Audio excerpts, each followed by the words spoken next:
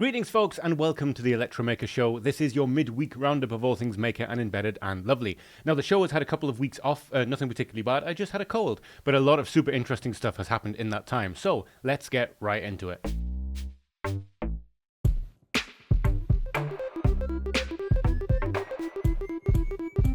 We're going to begin this week's show by looking at the winners of the Electromaker of the Month in February. Now, in case you aren't familiar with the idea behind it, or you just need a reminder, Electromaker of the Month is something that we started this year and we'll be doing every month. Month is sort of in the title, isn't it? But essentially, this is celebrating ingenuity, innovation, and people actually doing stuff, building stuff, or having great ideas. Because as you're probably familiar with, there is a project section on the Electromaker website. In fact, we spend quite a lot of time talking about those projects on this show. I write about them every day. I'm looking at these projects every day. I get to be blown away by them. The Electromaker of the Month essentially is an idea that takes that and celebrates it and allows people to win prizes based purely on their projects.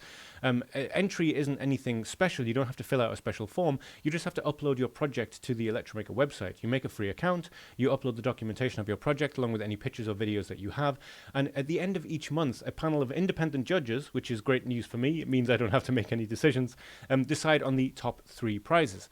Those prizes are actually pretty good as well. So runners-up get a whole bunch of swag from Nordic. This is whoever comes second and third, including an NRF 52840 USB dongle, which is a really cool little BLE development kit that you can just plug into any USB port and use, along with some nice Nordic swag here. You get a whole bunch of Electromaker branded stuff as well. And the winner, the one winning project, gets a whole load of Nordic prototyping gear. Now, I've talked about the Thingy 91 quite a few times on the show. It's something that has, for various reasons, crossed my hands a few times now, and every time I've loved it. It's just such a lovely kit. It's got such a lot in it. And the same can be said of the NRF 5340 kit. If you're wanting to get into Bluetooth Low Energy, it's a pretty fully featured board, and there's also a tile and a Nordic mug. The winner gets all of those things, including a $50 Amazon gift voucher and the same pile of Electromaker swag as well. So that's what the contest itself is. Let's meet the winners of the February edition.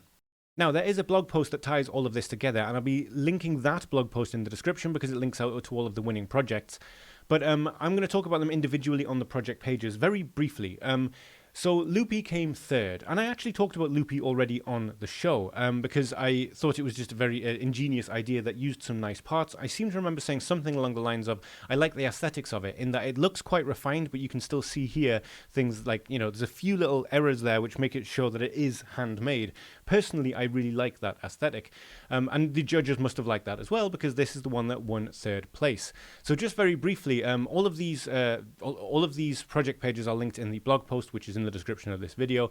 But the things that grabbed me in this project is the use of the ATtiny85 board. It was actually a what do they even call it? Not a Digi keyboard. DigiSpark board, yeah. DigiSpark ATtiny85 board was used to run it, and also I really like the diffusion on them. On this, like sometimes it can be quite difficult to make addressable LEDs or LED strips of any kind not look like LED strips, and this really does look quite nice. In second place was the Band, and this is a really interesting prototype for monitoring vitality on the go using a Bluetooth-enabled microcontroller and some sensors. Now, the write-up goes into a lot of detail about what it can do now and the plans for the future. A lot of the ideas for the data that's being collected with these sensors is that it could be fed into some kind of algorithm, some kind of neural network to create a model that helps it improve based on the user. I think that's a future plan at this stage. But as you can see, we have the Arduino Nano BLE Sense here, which has a bunch of sensor stuff built in. It can also communicate via Bluetooth 5, and a couple of extra sensors here for heartbeat. And further down here, you can see there's various ways that it can be integrated with technology. So we have I think this is the Nordic app for talking with Bluetooth, for Bluetooth development.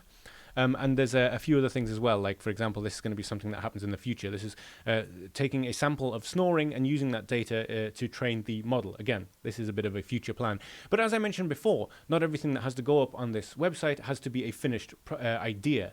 This can be something that you are working on with documentation, with plans for the future, how you're trying to make something work, even how you try to make something work and maybe if it didn't work the way you wanted it to. This is all completely fair game. We really want to see as many ideas as possible. And this is one of the reasons, I think, probably why this ended up in second place. Again, it's not something that I get to decide, which for me suits me perfectly well because it means I get to enthusiastically talk about things on the show however I like without there being any worry that means that it has a greater chance or a lesser chance of winning each month. And the winner of Electromaker of the Month in February, the first place project was this Iron Man walkie-talkie from Kutluhan Akhtar. Now, this is a wonderful project, not only because it has a very cool looking Iron Man PCB, of course, but because it takes something which I think is quite complicated to a lot of people. LoRa and long-range Wi-Fi is still a new enough technology that not everyone's had their hands on it. It may be the same way that they have with Bluetooth or with Wi-Fi. Little ESP32 boards have been around for a very long time, whereas LoRa isn't exactly new, but the prevalence of it is. That's my take on it, at least. And this takes very simple, very cheap parts and makes an implementation of it, which is a bit of a discovery, a bit of a look into LoRa from first principles. But yes, in short, as you can see here, this uses normal buttons to make a keypad. It uses a couple of Arduino Nanos. It uses a couple of LoRa transceivers, the name of which I have forgotten briefly. I did have this before. RYLR998 modules. And also using the ubiquitous Nokia screens, which used to be ubiquitous because they were in everyone's phones, but now are pretty much only used by DIY maker types, which is a sort of interesting thing in and of itself. But as I said, one of the things that makes, from my perspective at least, makes this such a great project is that it does take something that is quite complicated and brings it down to first principles, and there is a lot of explanation and working in this particular project. As I've mentioned, you don't have to have a finished and working project in order to necessarily be considered a good project on the site, but this is sort of the best of all worlds because it has a fantastic finished product. It has a huge write-up with different ways that it was all achieved, and it's definitely worth having a read through because watching someone work their way through a problem and how that they solve it is a great way to sort of prime yourself to do it as well. Of course, there's absolutely no substitute for doing things yourself, but this level of write-up is something that is always very useful. Anyway, congratulations, Kudlahan. This is a well-deserved win. We've probably already been in touch with you to ask about all of the about where we can send all of the Nordic swag out to. And I just wanted to say thank you in general to everyone who's been submitting projects to the Electromaker website recently and for a long time. There are people who have been repeatedly coming back and showing us what they're working on, what's new, and it's incredible to see the wide breadth of projects and the different things that people are doing. Some of these people are working professionally in the industry and they're using their stuff to make interesting stuff. Some of them are just like me, just enthusiasts who maybe haven't got any training, they're just learning as they go. Some of them are maybe computer scientists who are doing this in their spare time. It really doesn't matter. The huge variation of projects and seeing people's ideas is one of the main things I love about doing this. And now that we're able to actually celebrate it, it's great. It's the one kind of project/contest I've been so excited to finally announce. And yeah, now we are doing it. So this contest is ongoing. We've just said congratulations to our February winners, but it won't be long until I'm back doing the same for our winners for March, for April, for May. So if you have an idea in your head, if you have something that you really want to try and make, there's never been a better time to do it than now. Because if you put it on the Electromaker website by either making a free account and logging in here, or if you already have an account, you can just head to the upload project page. And yeah, that's it. You upload your project. You write it up. If you have photos and videos, all the better. And every month from now, there will be the independent panel of judges who I still haven't even met or spoke to, which I quite like. I quite like the fact that I'm separate to this. I just get to talk about it with enthusiasm. Every month from here on, we will be giving away prizes for ingenuity, which is fantastic. Now we're going to move on to a Raspberry Pi project, which is a retro computer Raspberry Pi project, something that we always love to see. But before we do, I wanted to quickly acknowledge the fact that the Raspberry Pi has turned 10 years old. That's right, on the 29th of February 2011 is when the Pi came out. 2011? Wait, no, 2012, because then it would be 11 years old. The Raspberry Pi is 10. The 29th of February 2012 is when the first board came out. So whether you want to say the 28th of February this year or the 1st of March this year, it doesn't particularly matter. The Raspberry Pi is now 10. And in fact, it's kind of a crazy thing for me to think about because, again, as I've said many times, the Raspberry Pi is one of the main reasons why I do this. This is the first Raspberry Pi I owned, and this is one of the first. I believe this is the second revision this is the Model B revision 2. All I do remember is that it had a full 512 megabytes of RAM on it. Let me just get a little bit closer so you can see that. So yes, this is the Raspberry Pi that started it off for me. This is the Model B. And most of the early days stuff I learned about Raspberry Pi, and indeed Linux I learned on this board, really. There was this and an old laptop I had, and that was the extent of my hacker kit. That, of course, along with an old Arduino, along with an original Arduino as well. But yeah, I kind of credit this board with starting this. I wouldn't be standing here talking to you, in the background all blurry, if it wasn't for this little board right here. And I'm sure a lot of you watching feel the same. We have a lot to thank the Raspberry Pi Foundation for, but at the end of the day, it was a fantastic product, and that's one of the reasons why it was such a massive smash hit straight off the bat. So yes, the Pi is now a decade old, and this is something that I wrote about on the ElectroWire, by the way. We do have a sort of semi-regular news service now from Electromaker, which is a nice thing. It's basically just me reporting on news stories that come through that are either far too exciting to not share immediately, or stuff that might not have time to fit into a regular weekly Electromaker show. So if you like the Electromaker show and want more, then yeah, the ElectroWire is something that you might want to keep an eye on. All of those stories go up on Twitter, and under the blog, we have a specific tag for ElectroWire news. Some of it isn't news, some of it's just things that are far too cool not to talk about. So I'm pretending they're news, and that's how we're going to do the news. But yes, happy birthday, Pi. It's been a fantastic decade. Now let's look at a retro computer which uses a Pi as its brain. Now, we do love a good retro computer build here, and the Sol 20 is a pretty special retro computer. As it says here, it's laying claim to be the first fully assembled microcomputer with a built-in keyboard and television output. The Sol 20 was launched back in 1976, a very early iteration on the personal computer. Now, there's a lot more to this article than I really have time to go into, but needless to say, this is a faithful recreation of the Sol 20, and it is using a Raspberry Pi.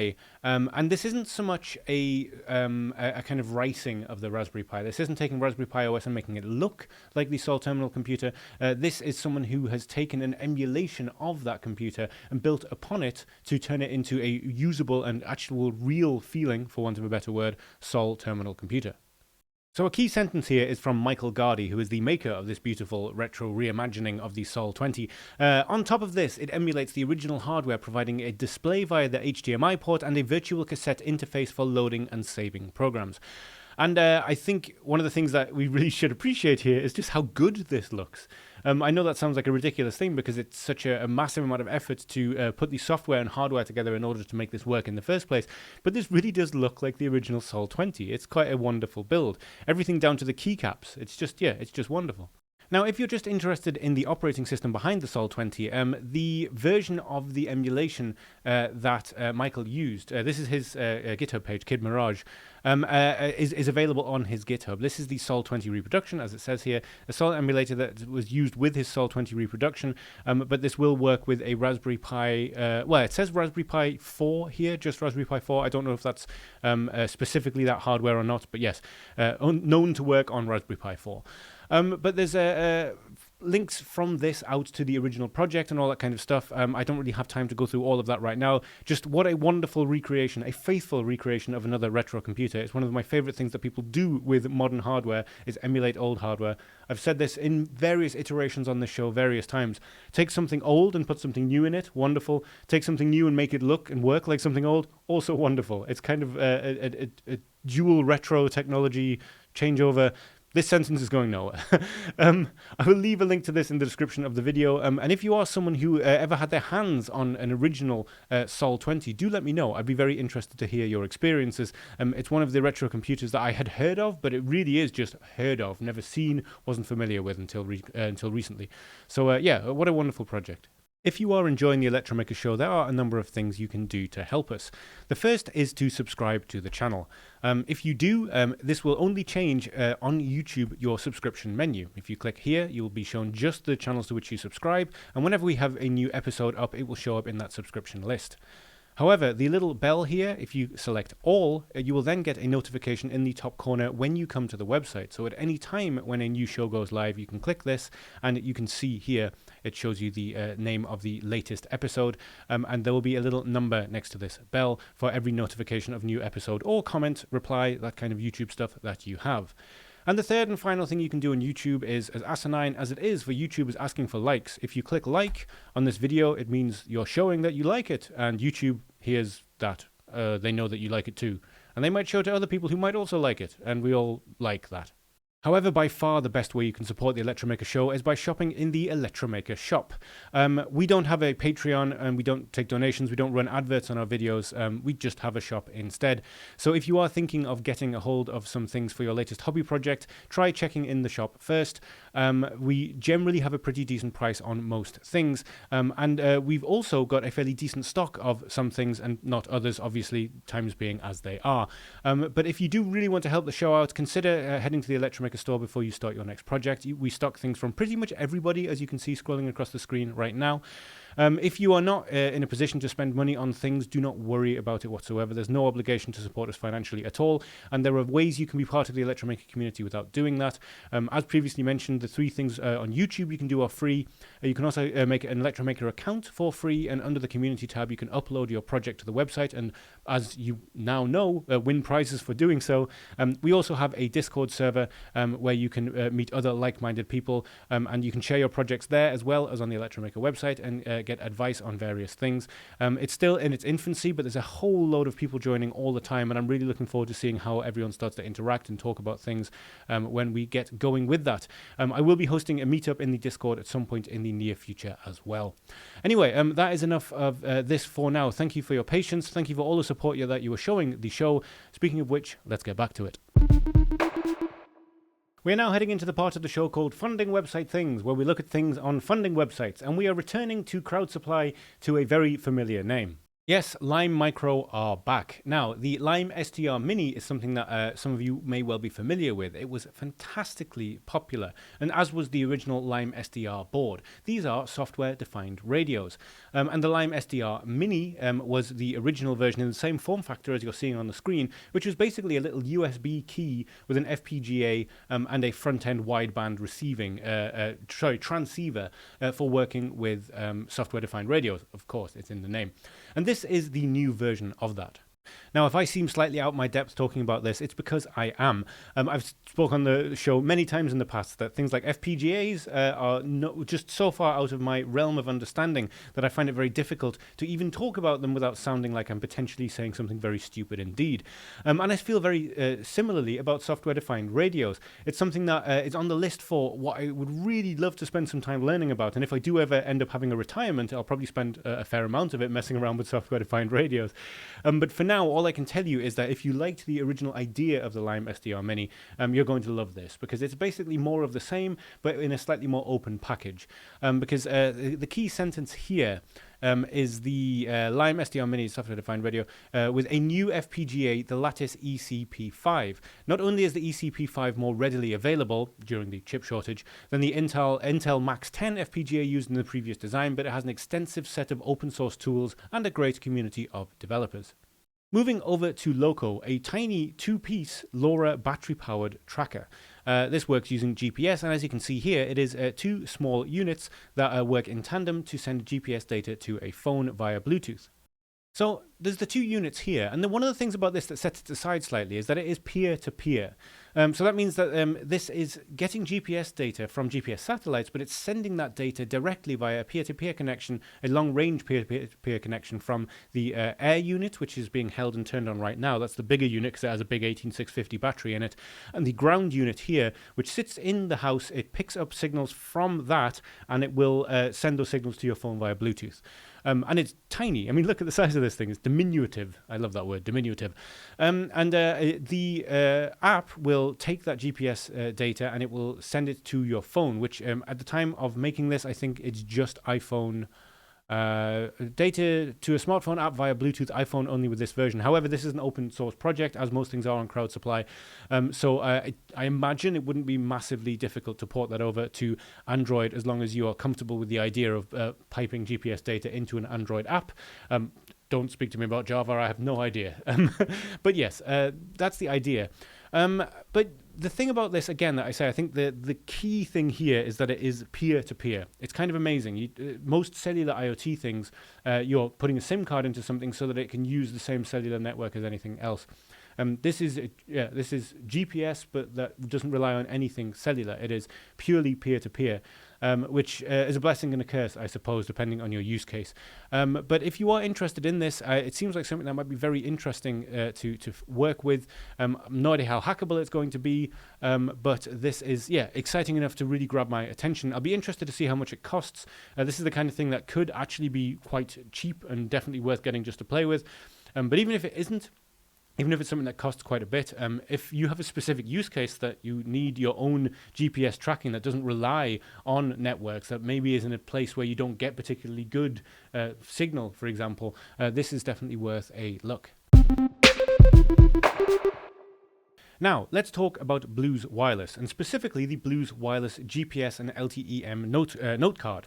Now, this is something that I was not familiar with until relatively recently, but I did talk about this project a little while ago on the show. This is sending a cellular GPS tracker around the world. Literally, this was in a bag. In fact, if I scroll down here, you can see, yes, big chunky battery, and this base board here, and this thing you can see here is the note card. And if I zoom up to here, you can see it in slightly more detail.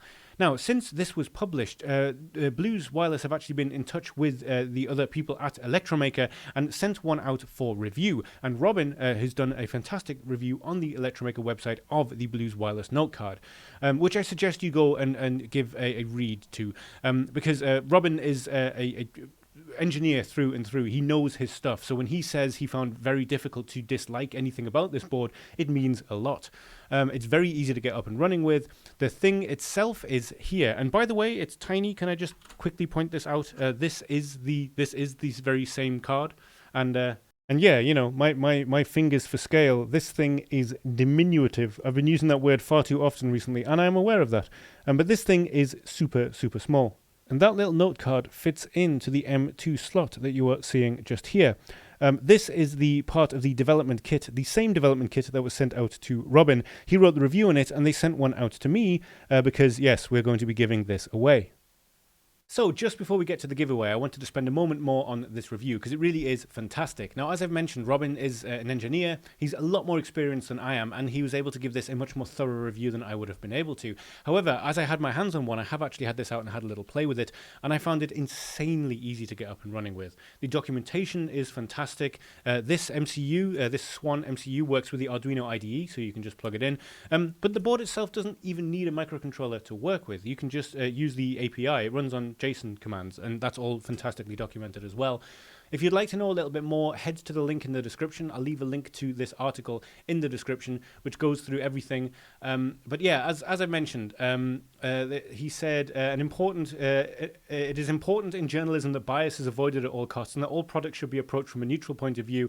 However, no matter how hard I try to find negatives with the board or how hard I try to fault the note card, I couldn't help but fall in love with the device, which I think is just such a fantastic and lovely thing to put in a review. But anyway, as I mentioned, we are going to give these away, and this is going to be a special Electromaker competition beginning now. So, as always, when we do special competitions on Electromaker, they're usually for special reasons. And yes, this Blues Wireless development kit is a special reason indeed. The baseboard itself comes with the Swan MCU already on it, so this is everything you need to get going. And of course, you get the beautiful little cellular GPS edge connector that can fit into the board here. But look, as I have previously mentioned, you don't even need a microcontroller to work with it. It is insanely easy to get up and running with. Anyway, that's enough waxing lyrical about how much I find this thing awesome. I need to give it to one of you. And the way that you enter this competition is the way that you enter all special Electromaker competitions. You need to be a subscriber to the Electromaker YouTube channel, and you need to head to the comment section of this video, and you need to say exactly why you would like to have one of these, what kind of project you would come up with, and you need to leave the hashtag BLUES, BLUES, Blues. And we will be going through all of those entries in next week's show and choosing someone to win this fantastic little bit of cellular IoT development kit. You know, it's one of the weird blessings and curses of doing a show like this is that I am so lucky to be able to get my hands on all of these things for free to play with. But by the same token, no matter how much I like it, I know that very, very soon it will be out of the door and on its way to someone else, which is, of course, one of the things I love about the show. I love that we get to give stuff away, and I am very privileged that I get to play with stuff for free. But by the same token, there's part of me that's kind of like, but this is mine now? We're closing out the show with just a few interesting things that have either been sent to me or I saw on the internet since we've been off the air. And we're beginning with a really unique idea when it comes to recognizing speech. Now, this is a project from students at Cornell. As you can see, this is the Cornell Chronicle. And there is a YouTube video going through it on the page, which is a minute long, definitely worth watching. The whole article itself is definitely worth a read. It's a little too long for me to go through piece by piece now. But in short, the idea behind this is that this is a edge AI camera that is attached to a necklace pointing straight upwards that is looking at your lips and learning the way that you speak. The idea being that you will then be able to give vocal commands without actually speaking, which sounds odd, but when you think about the amount of times that you might want to, for example, use the Google Assistant because you don't want to use your hands, but you also don't want to actually say, okay, Google, or whatever. My phone just... But yes, my phone interrupting aside, the idea behind this is lip reading, essentially. It's a camera that's always pointing up and it's always reading your lips and it's looking for the same kind of pickup phrases that my phone just picked up on right now, but without having to actually speak, which has a number of advantages. It means that if you are in a situation where you do want to use some kind of hands-free phone thing, you don't have to actually say something out loud. And as it points out in the article, Ruidong Zhang, whose name I'm probably horrifically mispronouncing, I'm sorry, who is the creator of this, says, people may think I already have a speech recognition device on my phone, but you need to vocalize sound for those, and that might not always be socially appropriate, or the person might not be able to vocalize speech. This is just essentially saying that anyone who can move their mouth in a way that emulates speech will be able to use this thing. Now, of course, it's in a very early development right now, and you might want to read the article yourself to learn a bit more about it, but I certainly thought it was interesting enough to talk about. So, the M8 Tracker. This is something I'm going to touch on very briefly. It is appropriate for the Electromaker Show because this uses a Teensy at its heart to run everything. And it is essentially like an old school music tracker. Very quickly, old school music trackers, things run downwards rather than side to side. And each step downwards has a different note values and different automation values. It's a different way of thinking about digital audio or digital audio workstation. But this is a handheld version that uses a Teensy at its core and is just incredible sounding. I heard about the project from a few different friends who were very enthusiastic and said this is something that you should be interested in, and honestly didn't really look into it much at the time. Since then, I have been to this website, I've been all over YouTube, I've watched almost every single video I can find of someone actually having hands-on action of it, and it's stunning, it's beautiful. And yeah, it has a Teensy at its core. I'm not going to give any more showtime to it this week because A, I'll talk about it way too much, and B, it would probably get away from the more DIY and maker aspect of things. This is a product that you can pre-order. If you are interested in it, however, I suggest heading to DirtyWave.com, reading about it, and then, as I said, you can look at the videos on their YouTube channel or just search for it on YouTube. There's a few of the larger named gear review and synthesis channels that have done videos on it already, and it's stunning. It's just stunning. Moving over to the Maker Music Festival 2022. Now, if you are only hearing about this for the first time, it is as exciting as it sounds from the title, if you are someone who loves music and maker culture. For me, it is especially exciting because, not only do I do this show where I frequently talk about how much I love microcontrollers and music and maker culture and where those things all mix, the very first page you are entered to when you come into this is the online campus of the Maker Music Festival, and you can jump through all the different sections of it. But I love the fact that the very first section you land on is Parch. I studied Harry Parch in university. He was a very large inspiration to me, someone who built his own instruments. I could talk about microtonality here, and I'm not going to. It's not the right show for it. But yeah, the Maker Music Festival 2022 is coming. You can head to the site and go through various different projects. This is the virtual campus. And I will leave a link to this website in the description. But right now, the festival itself is in May. It's not coming up for a while yet. The festival goes live on the 14th and 15th with new exhibits, which will be on the website here. However, if you would like to get involved, you can. I'll also leave a link to this Adafruit page here because it has the release just here. This is the announcement. But if you want to get involved, you can also head to the Maker Music Festival website. There is a menu up at the top, I believe. Oh, no, it isn't in this part of the site. I will leave a link to the relevant part of the site as well if you do want to register and get involved.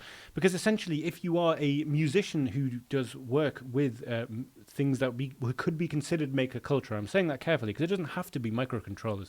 You don't have to be making music with Arduinos or something to do this. But I do know that people who watch the show have that same intersection that I do between music and maker culture. You can apply to be a part of this festival. I am not sure if I'm going to have the time, but I have got an idea that I'm trying to get a pitch together for to be a part of this because I've really wanted to be a part of this festival since I first heard it. But yes, newborn baby and freelance lifestyle means that I am so short of time. But also, there's also a music makers marketplace. So there'll be a showcase of different products that intersect, again, makers and music. Things like Baylor I've talked about in the past. There are some fantastic projects out there that work like that. So that call to action is open until March 27th, so there's still a good 17 days to get something together and to get it in there. And you can head to makermusicfestival.com or just head to the links in the description of this video.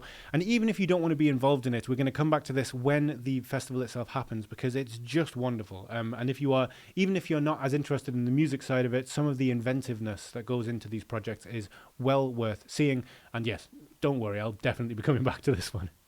We're going to end this week's show with an announcement from the Raspberry Pi blog. And this is an exciting one for me because this is another kind of worlds collide moment for me. Much like there's been music and maker culture in the last section, this is game development and Raspberry Pi.